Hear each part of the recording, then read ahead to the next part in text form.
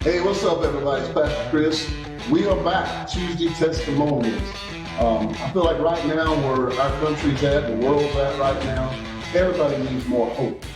You know, just them four little letters right there can do so much for people. Just give them hope. And so we're back doing the Tuesday Testimonials. We're going to have at least four in a row for y'all, and then we'll try to continue next month. But, you know, I know a lot of you are cooped up and a lot of you are not able to get out right now. And so we just want to bring you something to lift your spirits up. And so tonight's going to be a great broadcast. One of my favorite people of all times is with me tonight. And so without further ado, I'm going to introduce Big John. Big John is in our Mountain Movers program. And he actually carries a lot of weight around there. And I ain't talking because he's big, I'm talking about he helps take care of business down there. What all do you do down there, Big John? I'm a house leader and also I manage over the kitchen, you know, helping the guys, you know, show them the right things to do and the way to go about it, the way to talk to anybody, you know. You want somebody to talk to you the way you want to be talked to. Right. So we try to have respect and, you know, we got like 30 guys in there, a little over 30 guys. And since I've been there, I have, you know, it's going to be an argument, but it hasn't been a fist fight. You know, right. That's for that.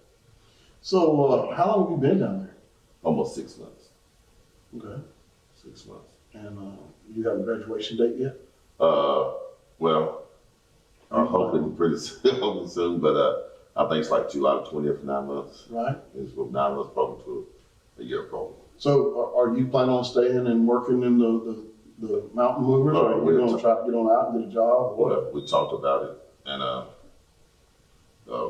Mr. Skinner asked me, you know, if I would like to come on staff. So, you know, I'm thinking about it, you know. It depends on what the Lord wants me to do. Right on, right on. Well, man, I'm just so glad to have, y'all don't know how long I've been trying to get John on here. And he's been a little shy about it. And so I'm just so excited to have you, John. Thanks. And y'all got to understand, I see these guys all the time, but I've never heard any of the testimonies we're going to be doing these next few weeks. So this is a first for me. So let me just start off. What was your childhood like, man? Were you raised up with Bible or anything like that? So I was raised, my family was, you know, I was going to church ever since I was 5 years old. Okay. You know, up till I got to a certain age where I made my own decision, you know, not to go, you know, to church. And then, you know, I wavered off from church as well as God, you know what I'm saying? Yeah. Not through life, you know, and it's been a rough life, it's been a rough without Jesus on my side. You know? So this is confirmation, people. If you bring them up in the Lord, they will come back to them. Right here, confirmation. So, all right, well, let's just talk about, you know, some of these paths you went down. You wasn't with the Lord, but He was probably with you, right? Right. You know, I always, it started, I guess, when my mom passed. My mom passed back in March. It was a hard month for me because in March, first year I had two of my family members passed in the following March. I had my mom and another family member passed. When my mom passed, I gave up on life myself. Right. You know, I had a family and kids. I turned my back on all of them. I just came cold. I didn't care about nothing anymore.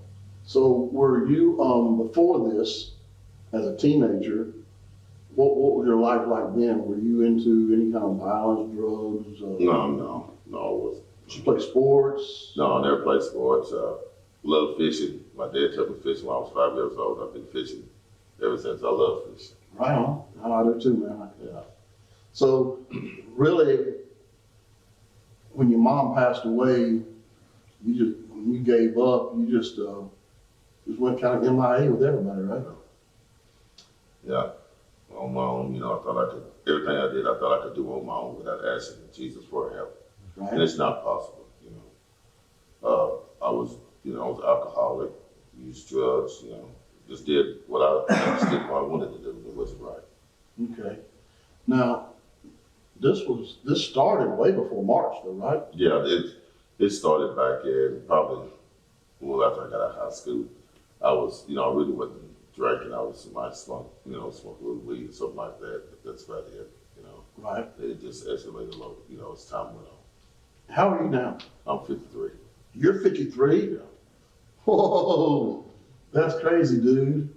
I'm 57, man. You look way younger than me. I thought you was like in your 30s or something. 53. Wow. And so when did you come in the program? I came to the program last year in October. Last year in October. What was the breakdown that you finally said, I can't do this without you guys, I need to get some help? It would happen like in October. I would have a party with my friends over the weekend. And so I was in Nashville, and I took me a shower and I was getting ready to go to a place that served breakfast.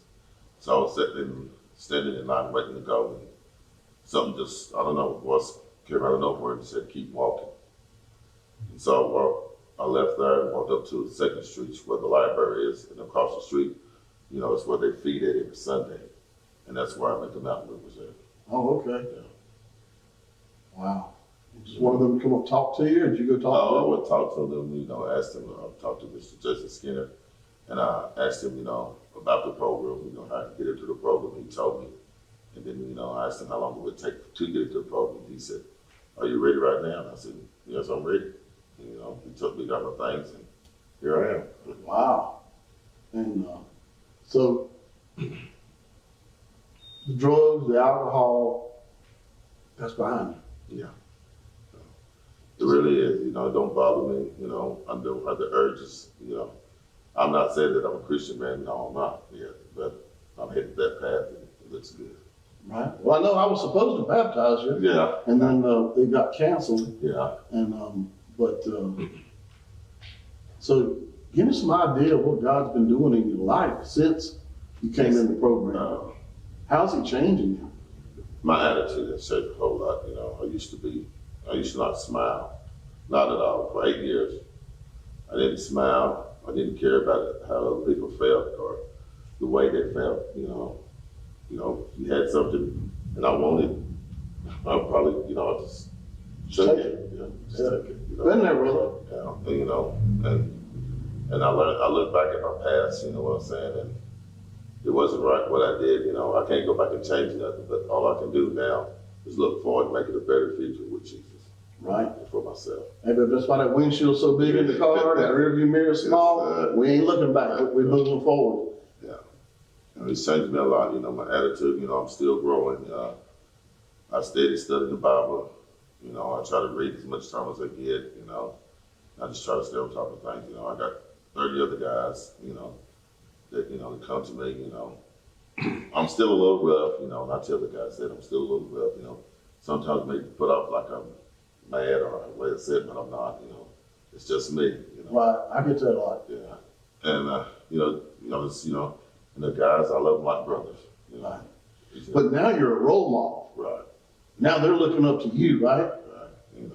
Man, ain't God good? Yes, He is. Look what He did. Took you from being the person you were to now you got other guys looking up to you, wanting to be like you. Right. That's some accountability right there. Yes, sir. That is some accountability. Because, we say all the time, and I've seen John in action around there, but we say all the time that, people don't care how much you know till they know how much you care. That's right. And when you loving them and they mess up and keep on loving them, we're just doing the same thing God did for us. It's just it's a beautiful, beautiful thing that we get to do His work like that. Yes, sir.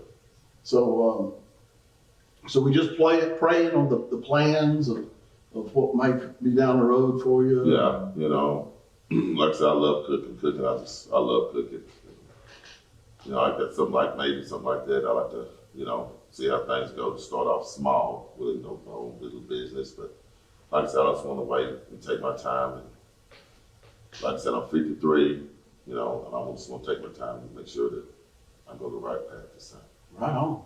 And if you start that business, Yes, sir. when I got a team challenge, I was an airbrush artist. And God blessed me with a contract for Walmart. And I don't know how I come about it, Billy Graham's son had ordered a bunch of these little aluminum star crosses that were stamped out the cross. Mm-hmm. And I'd run across a poem called Cross in My Pocket. And I printed off a whole sheet of them, just little ones. Mm-hmm.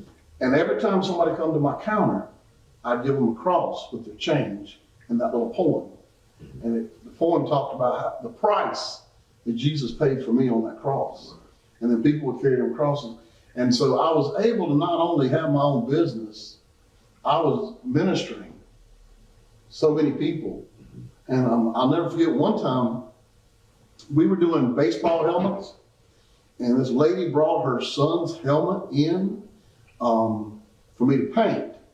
And I told her it was going to take a week to do it. So I took the helmet, I took her money, I gave her her cross and her poem, and she walked out, and about 15 minutes later, she comes back to my counter, and she's just bawling. And I was like, lady, I'm sorry, it's gonna take a week, you know? And she goes, no, that ain't it. I was like, well, what's going on? And she said, before I came in here today, I've been going through some real hard things. And I prayed and I asked God, I said, God, if you're real, show me a sign. And she said, the most least likely person I ever expected handed me a cross and a poem about Jesus and the price that was paid. I knew you were that sign from God that he was real. So man, you can live your dream and still spread the gospel, and he will bless your business.